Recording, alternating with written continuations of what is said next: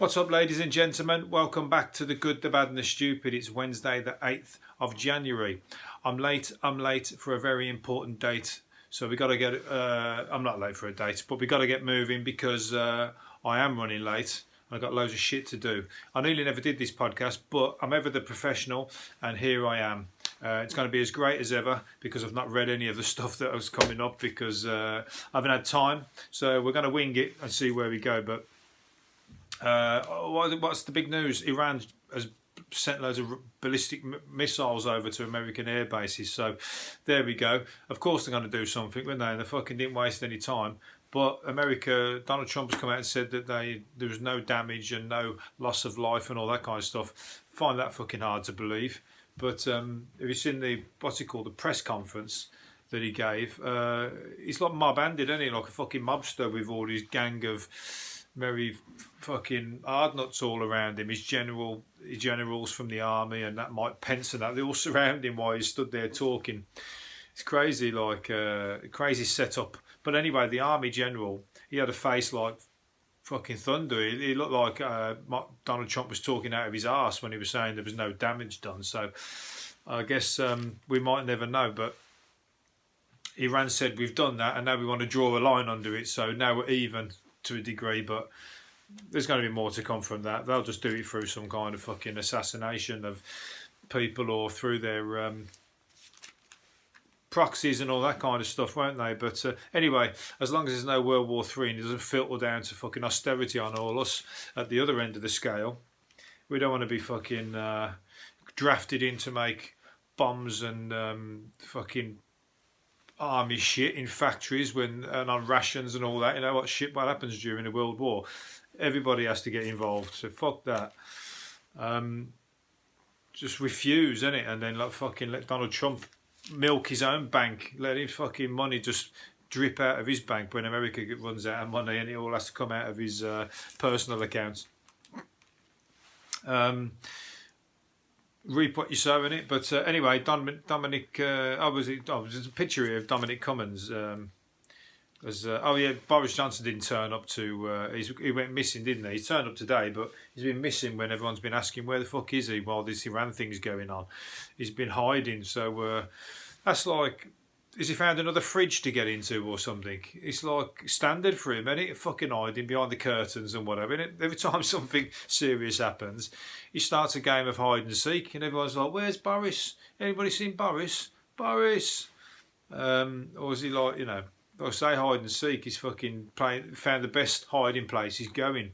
Because everybody's looking for him, and like, you'd think as a Prime Minister, you got nowhere to hide. But anyway, he's turned up today. I haven't seen any of that PMQs or whatever you want to call it. So maybe I'll check back tomorrow if there's anything interesting. But anyway, and Dominic Cummings, that guy who's like the strategist of Boris Johnson, is a picture of him here, fucking walking into Downing Street with his arse hanging out the back of his jeans. I mean, he's a scruffy fucker. I mean, I'm not one for fucking suits and uniforms anyway, but I mean, that guy, literally, he's bowling in and out of like Downing Street, the most important address in the country, and is sidled up to the most apparently important man in the country, and he's just a scruffy fucker with trainers, and he's like, he's builder's arse hanging out the back of his like jeans that are hanging down. And it's not a one-off, is it? He's always like that. You think they'd say to him, like, I think you better fucking up your game a little bit. Otherwise, you know, we'll just talk on the phone. Or what, FaceTime me. Don't bring that scruffy arse around fucking for the cameras and that. You're making me look bad. Do you know what I mean? Look, there it is. If you want to look at podcast people, I'm showing a fucking bare arse sticking out the top of somebody's jeans there, and it's Dominic Cummings. I don't know why they don't just fuck him off. He's done his job now. Let's just move on. But I guess he's got his role to play. But, you know, how good can he be? You know what I mean? He's quite fucking, you know, plenty of people can do that. You're only just like, half the time it's like fucking suggestions, isn't it? You know what I mean? I don't know. I'm not going to get involved. I ain't got time really. I might talk myself into a cul-de-sac there and on a subject that I've got no authority, let's say. Anyway, we talked yesterday about that couple having shagging on the back of the plane Well, I talked about it anyway, but and I was saying about people doing it in my height. And then there's a girl here who she was coming back from Australia, so it was a long flight, but she got pissed out of brains and was like fucking. Well, she was pissed and she was falling all over and fucking harassing people and fighting the cabin crew and stuff. If you've ever been on a flight when somebody's got hammered and they're a proper nuisance, you know, when they get totally out of their brains, and I don't know what it is, must be the altitude or something, but they don't know what the fuck they're doing. Because I was on a plane once and a guy, my first trip to Australia, funnily enough, and I was a bit nervous about the flight anyway, and this guy was fucking falling all over people, and there was a rabbi at the back praying, and he was knocking his book out of his hand and that, and like he was harassing people, let's put it that way, and his girlfriend didn't know what to do about him. And this girl looks like she was doing the same, and then she was going up to people asking them if they want to come to the toilet and get in the Mile High Club with her. She's a good-looking girl as well. And I wonder if these people, I was thinking, I wonder if these people were sat with their wives or something, and they're like, because apparently they brushed her off, as you probably would. I mean, most people would anyway. You know, in those circumstances where everybody, the whole plane are watching the situation, can hardly go, yeah, come on, I will. And the whole plane will be like, boo, fucking taking advantage of a drunk girl. Which is true. And but I'm saying if they were sat next to their wives or something, and their wives would be like, you fucking better watch what you say in return to that. Anyway, she was she'd been sent to prison for it anyway, so it's a shame, because I bet she was fucking, well, who knows. I would just say she was fucking pretty embarrassed about it when she sobered up, I'd imagine. Who's ever been, I mean, she's quite young, very young, so who's ever been pissed when they've been really young and they've been really embarrassed about it the next day? I have. I'll tell you about it another day. Well, there's fucking plenty of them, so it happens, doesn't it? Usually at the fucking work do's and stuff, isn't it? The worst place you want to fucking show yourself up. I think I did throw up on my very first work do. I threw up all over the fucking Holiday Inn in front of all my bosses and everything. It was free drink, wasn't it? And I was just fucking necking it down and everything. Like, fuck the food, I'm on the beers and everything. And the next thing you know, I think I was carried out of there, and who knows, I can't remember now how I got home, but I was 18. Come on, give me a break. There's a picture here of Ross Kemp. I'll have to watch this. I missed it, but he went to Belmarsh prison. Where's Belmarsh now? Is that in? That's in London, isn't it? I think. But there's a picture of him anyway, smoking spice with one of the prisoners, because obviously you can get drugs in fucking prison, can't they? I mean, the one thing you should like applaud some of these criminals is the way that they fucking manage business and to get around the guards and the lock-in. If you ever visit anybody in prison, you think it's impossible to get anything in. The way that you're searched, and you've got to go through this door and that door, then that door closes, then you go through, and then looking in your bags and all that. You think there's no way you can fucking get anything in there, but they've got a full-on empire going, some of them. I mean, you know, they fucking make beer out of, in years they've been doing that, they make beer out of potatoes and all that kind of crap, or hooch, whatever it's called. Anyway, I ramble on, but there's a picture there of Ross Kemp smoking spice. Look at his face, he looks fucking off his nuts. He's just he's just had a drag of it. He might fucking like it, you know. He's saying there I can't speak, my brain is blank and my hands are clammy. I've just inhaled spice inside Belmarsh prison. So he probably went after that, turn the cameras off, I'm going to fucking get down with these lads for a bit. Or fucking, you know, I'm too hammered now to carry on filming. Let's just have a laugh, get some music on. Anybody got any reggae? Let's get some fucking reggae on and like turn the lights down out there and like let's get some fucking, you know, have a bit of a party. What's your name? John, what are you in for? Murder? Alright, okay. Anyway, I might skip this party. I might have fucking sobered up a little bit now. Now that you're asking me to smuggle money in for you or to fucking do some dealings for you on the outside. Anyway, I've killed that joke. Let's move on to, the cheeky Brits. That's it. A geezer got into the Baftas Awards, didn't they? The pre-Baftas. Oh, it's the Baftas. I thought it was the Golden Globes. So you got the Baftas, then you got the Golden Globes, then you got the Baftas, and then you got the Oscars. It's fucking party season, isn't it? And there's a picture of him. This geezer sneaked in. He was in the hotel, and he like snuck into the. And he's having photos with Leonardo DiCaprio, Tarantino, Helen Mirren, Elton John, and more. And he just sneaked past the security. So it just goes to show you're meant safe. If somebody wants to do it, they can. You know, I mean, obviously, he don't look in any way threatening, but he could be. It could be a nut job. You know, he's fucking. All I could see there was him helping himself to all the free food. Look, he's having free food, free drinks, and everything. He's going, yeah, these are all, you know. Call me, Leo. Call me. My new pal. It's all a bit of fun, isn't it? If you can get in. Nothing better than fucking going to a do where it's free. But, as I said, I did that one that my work do, and that was a killer, you know. I was 18 and like, I was fucking, I mean, that was shit beer and everything. It wasn't one of the greatest of work parties. It was hardly Hollywood, but I was still like, you know, it was like dollar signs in my eyes at all the free stuff. But if you go to one of them, I've been to one once, and it was all like cocktails all on the bar and everything, and people just, I mean, you're going up and you're grabbing four drinks in your hands, and that you think it's going to end, but it doesn't. And then you're necking them. Then somebody else is coming and giving you one because they've gone up and got four. It's like fucking, you know, kid in a sweet shop until a bit later on when you're a bull in a china shop, when you're knocking tables over and fucking causing fights and whatever else.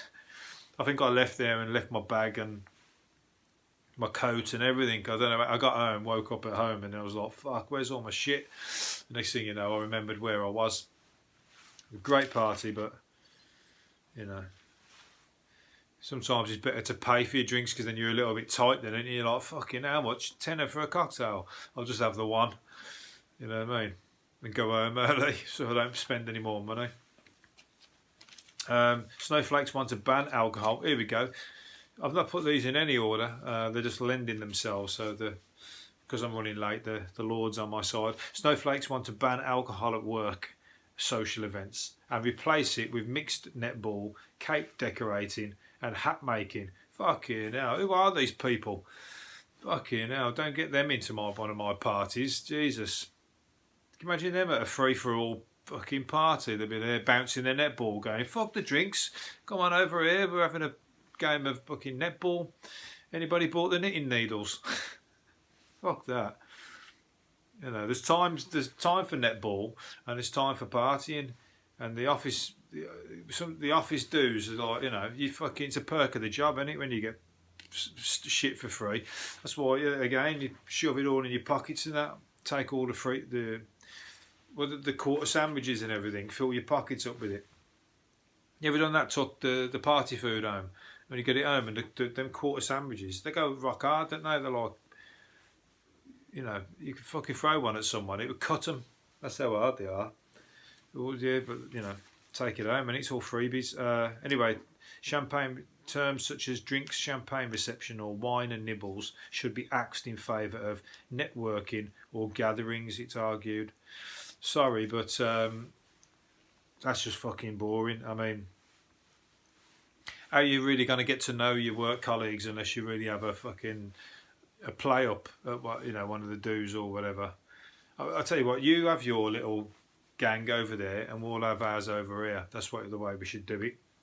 You know, you tell us, or you bring the cakes when you've been cake decorating, we'll eat your cakes for you and we'll socialise with you that way. Apart from that, stay away. You're going to infect us with your fucking normalness. We don't want it. Where are we going? We're getting on with time. I've not even got through half of these yet.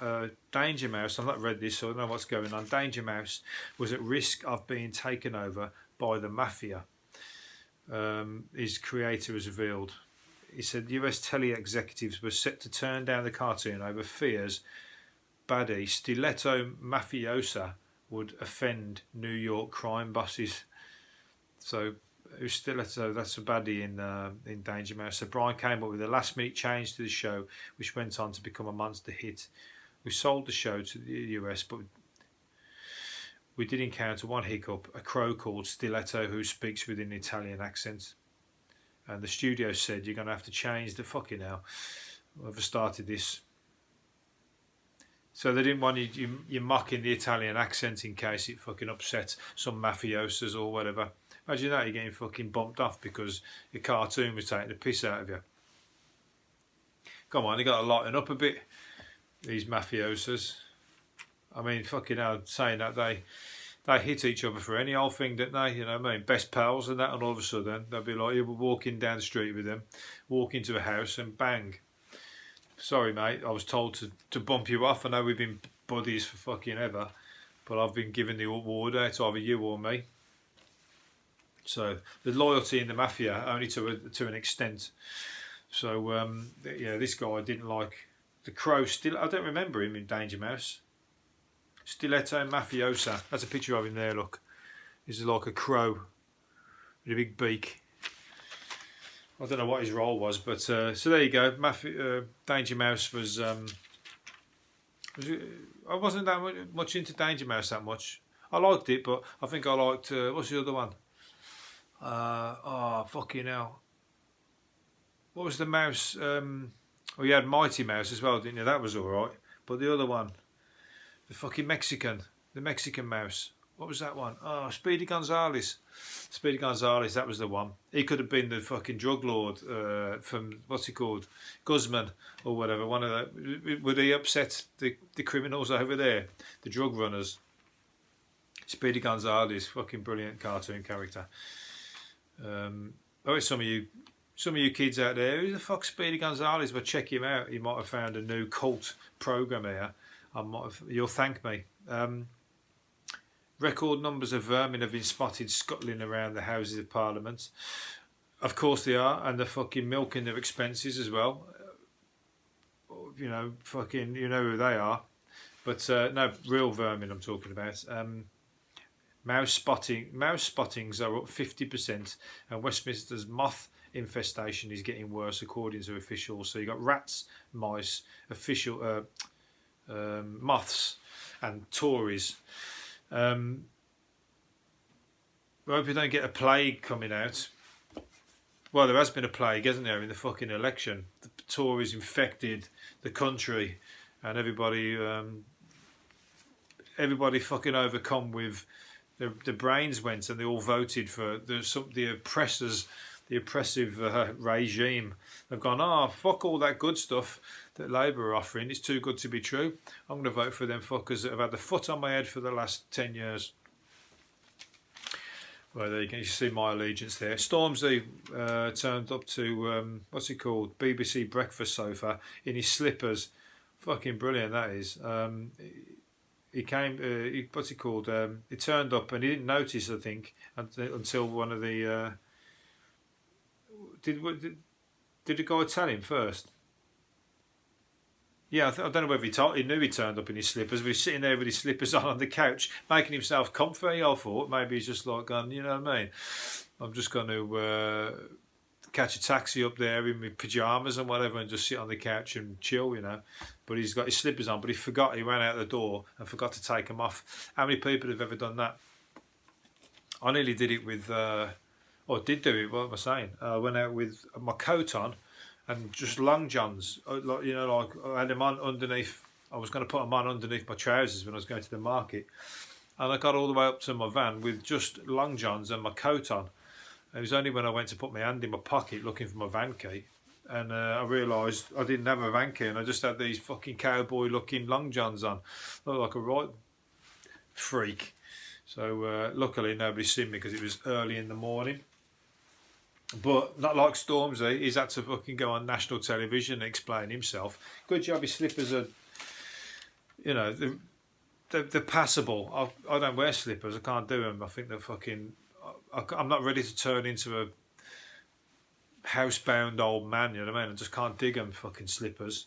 But luckily they're respectable to a degree. You know, imagine if I had one of them ones that look like big footballs or like fucking, I don't know, Tom and Jerry's heads or something like that, and he's bowled up to the studios. He wouldn't have lived it down, would he?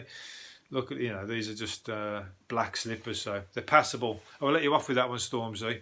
Don't do it again. Or if you do, make sure it's something funnier next time. Like fucking, he turns up in leopard skin pants or something, and he's forgot to put his fucking trousers and his coat on. Just all he's got is just leopard skin pants, and he's just like going to go, right, fuck it, I'm here now. I'm going to have to just wing it. Pass me a microphone. I'm going to sing a song. I said I've just come in a new outfit. Anyway, what am I going on about? I'm going to fucking crack on to the last couple of things. James Blunt has said that the abuse he suffers for being posh is entirely justified. The chart topper singer and songwriter went on to, I told you he's a buzzed, James Blunt. He said, any grief I've had for being posh, for being a posh twat, is entirely justified. I speak with an incredibly stupid accent. Good on you. Well, you ain't the only one, James. I mean, you're at the posh end, I'm at the other end, but I've got a Brummie accent, and for those of you from other countries, many people in my country would suggest that I've got an incredibly stupid accent. So I don't believe it. I think it's incredibly sexy. But the list of the sexiest accents in the country, I think we were last on the list. So who the fuck has said that? You know what I mean? Cheeky bastards. Anybody in Birmingham wouldn't say that. I tell you that. We put ourselves right at the fucking top. Or at least third from bottom. Carlos Tevez was paid so much money at Manchester City, he employed somebody to open his bills. Hopefully I'll get there one day. The Argentinian striker acted after a club official found a stash of post he had ignored. Somebody went into his house and he had a drawer full of letters he'd never opened. After that he used to pay somebody to open his mail. He couldn't speak English, could he? So he probably thought, fuck, I can't even read any of them, so forget it. So he's got somebody to sort it all out for him. Crazy, aren't they, footballers? Remember, was it Man United? They had somebody on hand to go around and chat, and people were ringing up. He had somebody on hand, like a handyman, to deal with all their issues, the players, so they didn't get any stressed. And the people ringing them up to change light bulbs and stuff, like real shit stuff around the house. That must be fucking... no wonder they go bankrupt, a lot of them, after they come out of football. They're like, fuck, I don't know what to do. Who's looking after me? Nobody. Crazy old fucking situation. Right. I'm going to finish up on one more, I think. Or two more. Where are we? Two more. A digital artist hopes to save £250 a month by living in a 1985 camper van. For £250 a month, where the fuck's he living, I was thinking. And it's Paisley in Renfrewshire. So I think somewhere in Scotland. I might have to move there if you can live for £250 a month. But he's going to move into a camper van. So he said he's sick of his money going halfway through the month. So he's going to spend time in a camper van. I'd like to live in a camper van. I'd like to live in an unusual abode, let's say. I like the idea of lofts, like the fucking New York kind of lofts, big open factory buildings. I like that. Or like barges. Camper van I could handle, but it'd have to be a big American one with fucking loads of space in there, not like cramped up like a fucking shit one from the 70s with like 1970s wallpaper and that, like super thin where you're freezing your knackers off. Nah, I think I'd pay the $250 instead. Last one. Hiding the telly remote, using the last of the hot water and grassing up a colleague are among Brits' favourite small acts of revenge, a poll says. Revealing a TV series climax. Fuckers people who do that, aren't they? People who tell you the ending, they go, oh, and then just keep dropping hints and that. You just want to fucking strangle them, don't you? But was it using all of a car's petrol and putting sugar in the dieter's cuppa? They're like sniggering to yourself when you put a sugar in somebody who's dieting's tea. They'll notice it, won't they? Also make the top 20. I should have thought of one that I like to do. But what's this one? Grassing up on a colleague. That's a fucking Philip Schofield move, that, isn't it? Mr. fucking... I can imagine him in class or somebody grassing everybody up. Or if you did something to him, he would like tell the teacher straight away. He's fucking drew a cock on the front of my book. I can imagine he was like... You couldn't get away with bullying or... anything with someone like Philip Schofield, because he'd be like teacher's pet. I don't know why I'm picking on Philip Schofield. I think you'd have to watch one of my last podcasts. So they're the three. Hiding the telly remote. I don't know about that one. Looking for the telly. Well, saying that, I look for my own telly remote half the time, and it's me that had it last. And I'm like, where the fuck is it? You ever had that when you put your telly remote down and you just don't know where the hell it is? And you find it in some random place, like fucking in the kitchen, in the food cupboard or something, random like that.